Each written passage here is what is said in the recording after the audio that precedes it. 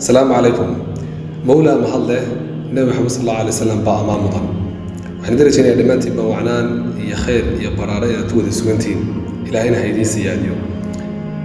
Salaan kadib waxaan jeclaystay inaan muuqaalkeena kooban mowduuc aad u muhiim ah runtii kula wadaago isla markaana aan u arkay inuu runtii fariin in cid walba la gaarsiiyo ay mudan tahay fariintani.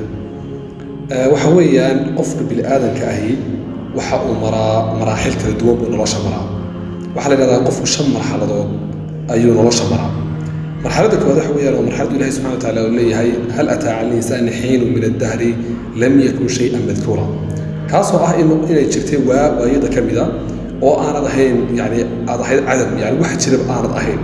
هو الرشاد هذه طهر ما يعني ترى أو تدرين طهر ده واحد شرب ما ذهين. متى مرحلة كوادح قفوا وصامر. مرحلة الأول ويا مرحلة أوت وهو يدي وكل وليه أو جلاء صغار بيضي كبدا ما كير وقف كلنتي وكسوجه.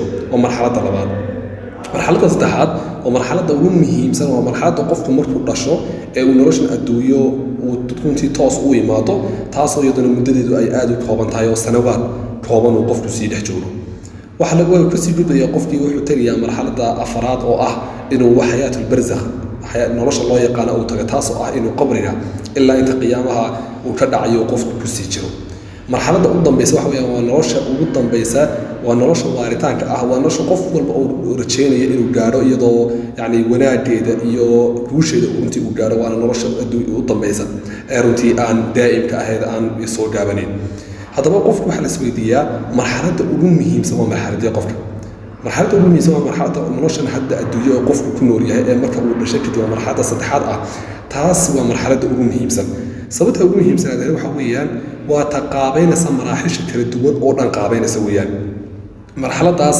haddii uu qofku runtii si fiican uga faa'iideysto waana marxaladan aynu nool lahayn haddii wixii la amrayna uu la imaado wixii looga digayna uu ka tago noloshan adduunyada qof horumar ka sameeyo oo wax ka qabsadana uu noqdo tadamana baraara ayuu ku noolaan ta horena yani noloshiisa oo dhan ama yani qofnimadiisa oo dhan nolosha qaabeynaysa ee ama baraara u horseedi karta iyo wanaag iyo guul aakhir u horseedi karta iyo mid adduunyada waa nolosha dhexe isoo kale waa u horseedi karta baraare iyo guul darro aakhir labadaba u horseedi karta waa nolosha adduunye ee hadda ay ku noolahay marka ka faa'iideyso intaanu tareenku ka tagin inta tareenka saaran tahay boqolkiiba boqol ka faa'iideyso. Assalaamu calaykum waraxmatullaahi wabarakaatuh.